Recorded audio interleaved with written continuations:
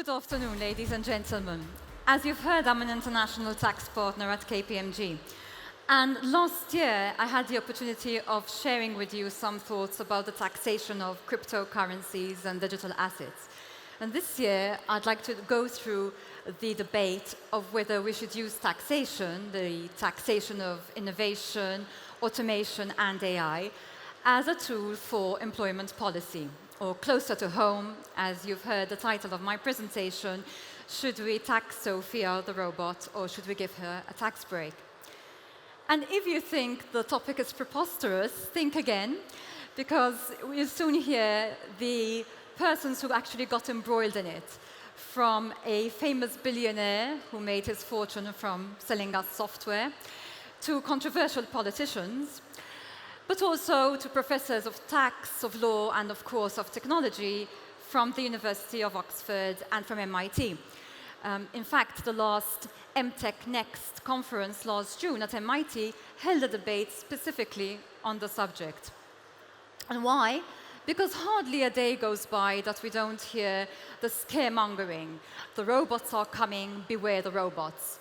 That's the narrative which we've heard in relation to employment and all the wondrous things we've been hearing of during the course of this Delta Summit, be it machine learning, RPA, automation, AI, cognitive automation.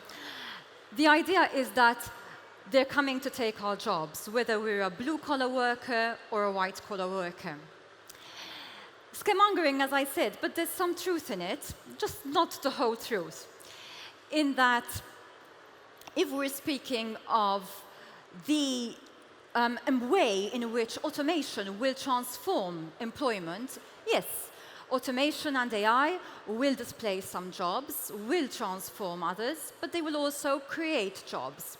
And the question is, how many and how fast? That is, will we have massive employment displacement?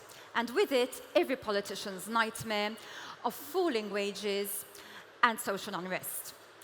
We know, or we hope, what the end picture will look like will be one of augmentation, where we have robots, machines, and humans working alongside each other. But in the meantime, how do we manage the disruption, the temporary disruption? So, in order to address that question, I'd like to take you through 4 questions. 1, why do we have to even stop and think of taxation when dealing with automation and AI? 2, what is a robot tax? 3, will it work? And 4, is there an alternative? So let's take the first one. So why do we actually have to speak of taxation in relation to automation and AI? And the reason for that is that if, and it is a very big if, there is structural unemployment as a result of automation, then governments are going to lose lots of revenue, because most of the revenue raised by taxation is actually raised from employment taxes and payroll taxes, as much as 83% in the United States, for instance, as against 9% of corporate income tax. And I'd like you to remember that ratio, because I'll be referring to it again. So, in order to address this, in 2017, Bill Gates floated the idea of a robot tax, with the aim, and I quote, of slowing down the adoption of technological innovation. Risible, you might think, but it actually was taken up as an agenda point by a number of politicians, including Jeremy Corbyn. Now, who'd have thought that Bill Gates and Jeremy Corbyn would make for strange bedfellows? And what these 2 gentlemen are advocating, a robot tax, would have 2 aims. As we've heard, the first one is slowing down the rate of adoption of technological innovation. Why? To give governments and social welfare systems and employees time to adapt.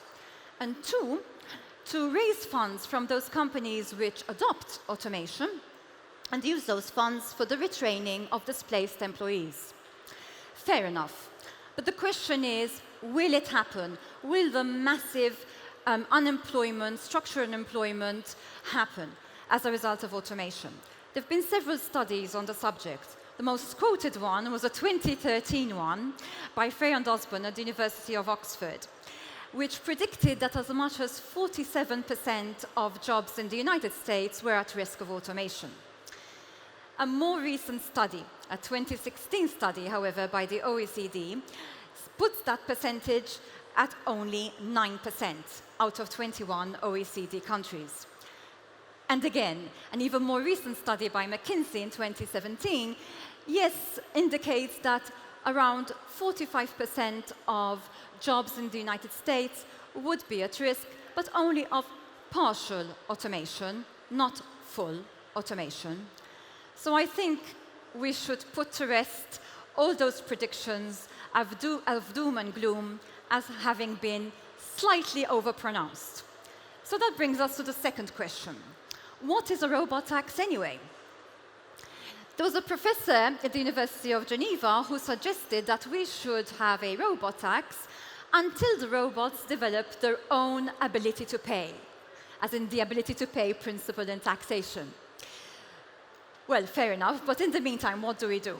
So there have been other proposals, that of imposing a direct tax, such as on the savings, on the efficiency savings brought about by automation, or on the hypothetical salary of a bot, or even on the work produced by a bot, such as the European Parliament motion in 2017 for a robot tax, which luckily was roundly rejected.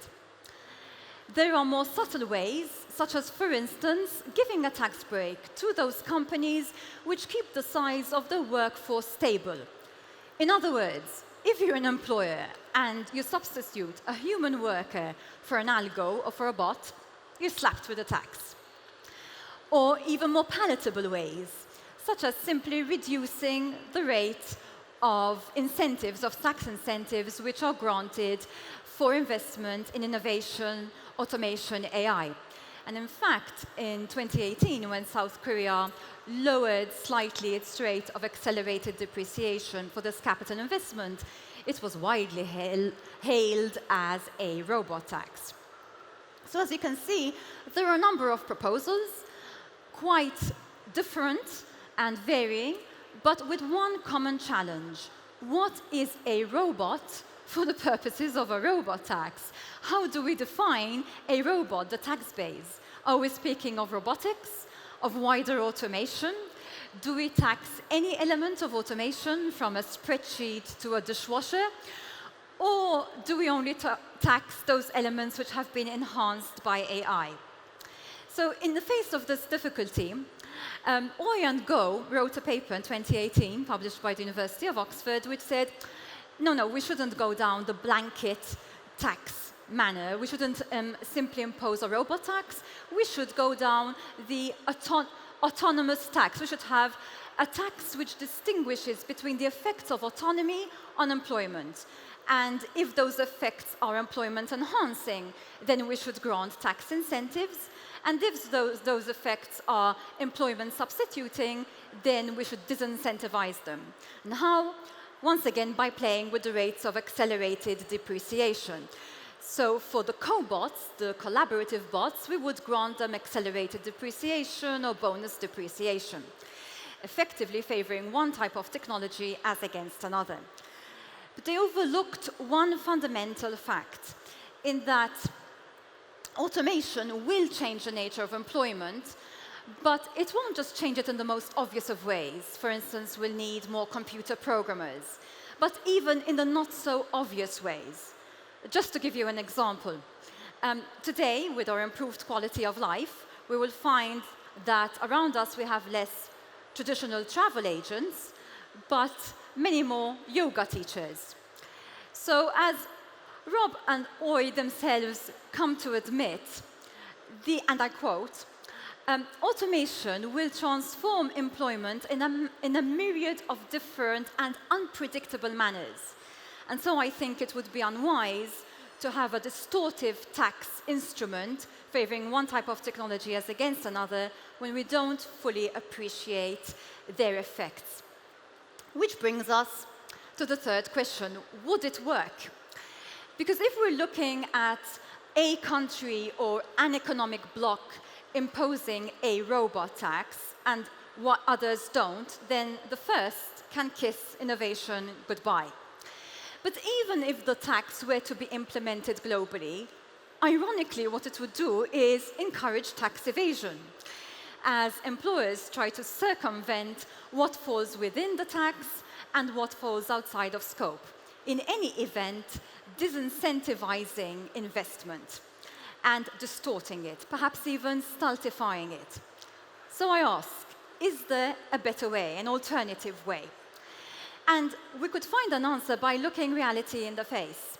We know that automation is encouraging investment in capital, that is in equipment and so forth, rather than in labor. But we also know that there is no proven link between automation and unemployment. There's no proven correlation. If we were to look at countries such as, for instance, Japan or Germany, which have a very high level of automation, yet at the same time, they have a low level of unemployment. And in any case, history teaches us that the effects of technology on the economy far outweigh any disruptive effects on employment.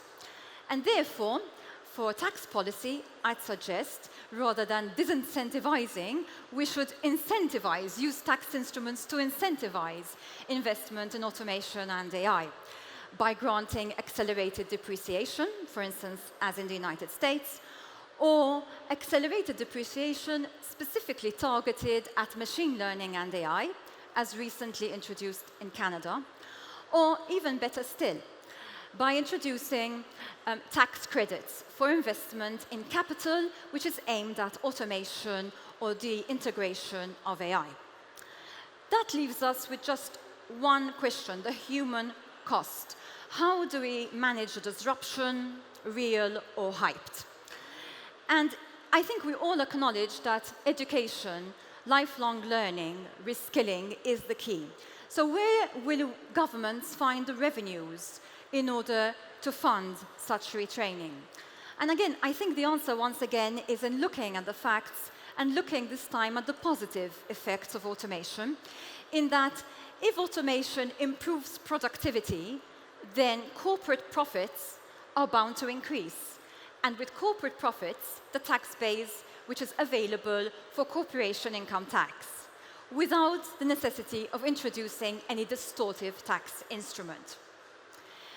In fact, economists do warn us not to tax capital which encourages investment, not to tax investment in capital which increases productivity. Why?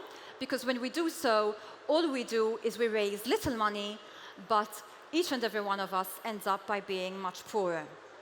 So I'd say the idea would be to use tax tools to encourage automation, unlike, for instance, the misguided February 2019 article which appeared in the New York Times, which, in reaction to the robots are coming, had an article entitled, "The robots are coming, don't fight the robots, tax them."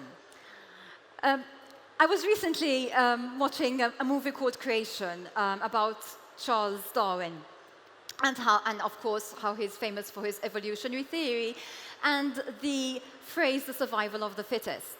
Now I think very few know that by fittest, Charles Darwin was not referring to the fastest or the strongest as those in the species who stand a better chance of survival, but actually those which are quickest at adopting a change.